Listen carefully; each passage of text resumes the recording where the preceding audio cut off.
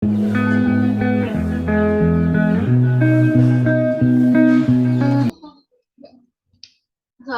warahmatullahi wabarakatuh. Perkenalkan, saya Sri Wahyuni dengan NIM 1C020006. Saya dari kelas R9, Program Studi Akuntansi Fakultas Ekonomi dan Bisnis Universitas Jambi. Baiklah, di sini saya akan mempresentasikan materi yang berjudul Aspek Keperilakuan pada Audit Internal, di mana materi ini adalah mata kuliah dari Akuntansi Keperilakuan dengan dosen pengampu Bapak Dr. Wirmi Eka Putra, SE, MSI, CI, QNR, CSRS. Baiklah, langsung saja ke materi.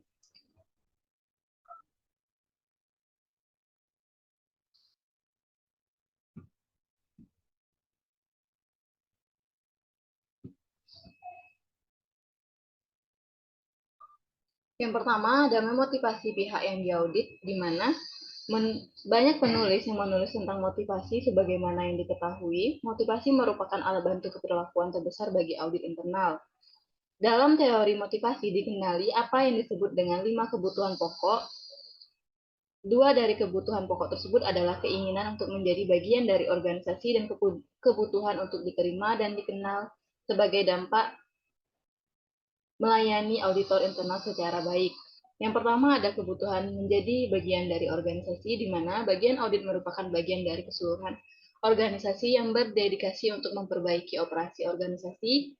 Pihak yang diaudit dapat dijanjikan bahwa pendapat mereka akan diterima dan dipertimbangkan untuk dimasukkan dalam pertimbangan keseluruhan manajemen guna memperbaiki kondisi operasi organisasi. Yang kedua ada menghormati diri sendiri dan orang lain, di mana kebutuhan akan rasa hormat ini dapat dikaitkan dengan keyakinan pihak yang diaudit untuk bertindak langsung dalam kerjasama dengan staf audit untuk mengidentifikasi bidang-bidang yang bermasalah, membantu dalam investigasi terhadap kinerja, serta mengembangkan tindakan-tindakan korektif.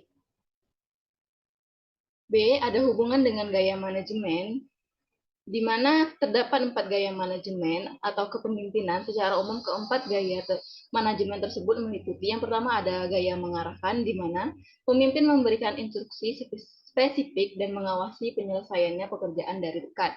Yang kedua ada gaya melatih, di mana menjelaskan keputusan, menawarkan saran, dan mendukung kemajuan bawahannya. Yang ketiga ada gaya mendukung, di mana berarti pemimpin memudahkan dan mendukung upaya bawahan untuk penyelesaian tugas. Yang keempat ada gaya mendelegasi, di mana pemimpin menyerahkan tanggung jawab pembuatan keputusan dan pemecahan masalah.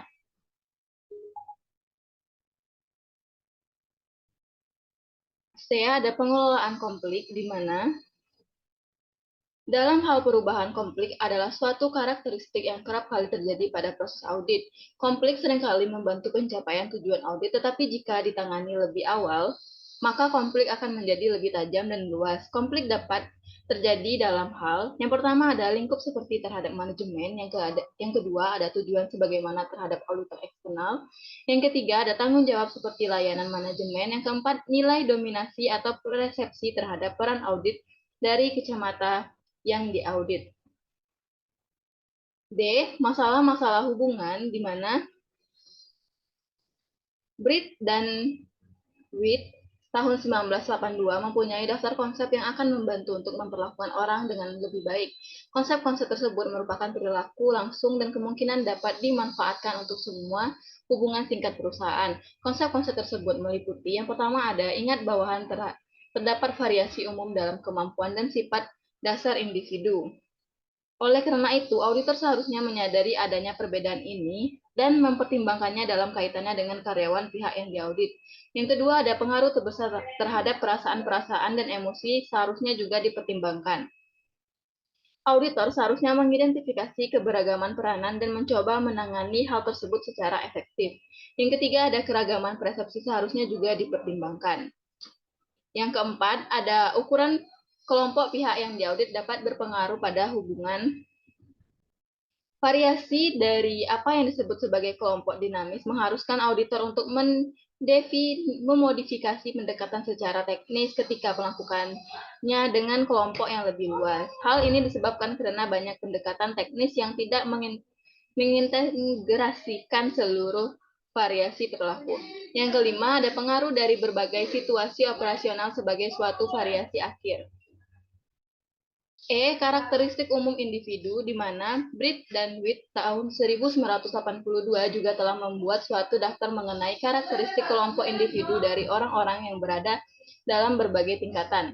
Auditor seharusnya mempertimbangkan hal tersebut karena hal itu berpengaruh terhadap kepribadian, sikap, dan aktivitas. Pengetahuan dan pertimbangan atas perbedaan ini dapat membantu untuk memastikan hubungan yang lebih harmonis. Yang F, ada kesadaran pada diri sendiri, di mana dalam suatu situasi di mana terdapat banyak hubungan interpersonal sebagaimana yang terdapat di dalam audit internal adalah hal penting untuk menyadari dan memegang teguh keseimbangan serta untuk memandang diri sendiri sebagaimana orang lain memandangnya.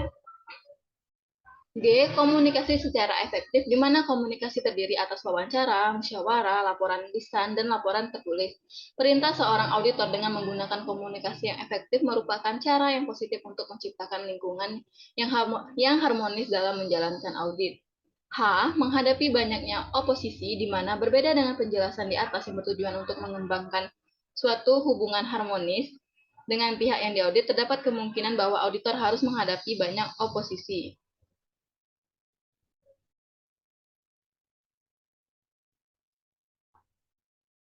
Artikel yaitu judul artikel yang diaudit itu perilaku auditor internal dalam mendukung kinerja manajerial pada PT Angkasa Pura I di Semarang, Jaluanto Sunu Pujul Trionso, Amsar, dan Octavia Priska Pertiwi.